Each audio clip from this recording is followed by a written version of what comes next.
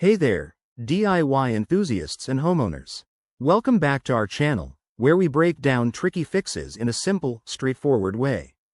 Today, we're diving into the world of Navien tankless water heaters and tackling error code E109, a common issue that might pop up in 2025.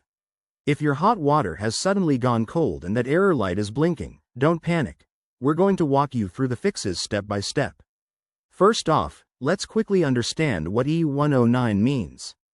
This error code typically signals a problem with the ignition or flame detection system, often caused by gas supply issues, dirty components, or even a simple blockage.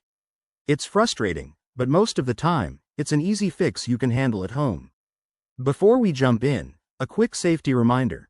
Always turn off the power and gas supply to your unit to avoid any risks. Got that? Great, let's get started. Step 1. Check your gas supply. Ensure the gas valve is fully open and that there's no interruption in the gas line. If you're on a propane tank, verify it's not empty. Step 2. Inspect the burner and ignition components. Over time, these can get clogged with debris. Carefully remove the access panel, refer to your manual for exact instructions, and use a soft brush or compressed air to clean any buildup. Be gentle to avoid damaging parts. Step 3. Look for exhaust vent blockages.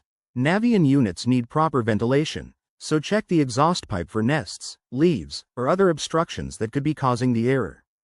Clear them out if you find any. Step 4. Reset the system. Turn the unit off, wait a few minutes, and then power it back on. This simple reboot can resolve minor glitches. If the error persists, you might need to check the wiring connections for any loose wires, but only if you're comfortable with electrical work. If not, it's time to call in a professional technician. Remember, if you're ever unsure or if the problem continues, don't hesitate to contact a certified plumber. Safety first. By following these steps, you should have your Navien heater up and running smoothly again. Thanks for watching, and if this helped, give us a thumbs up and subscribe for more home repair tips. Stay safe, and we'll see you in the next video.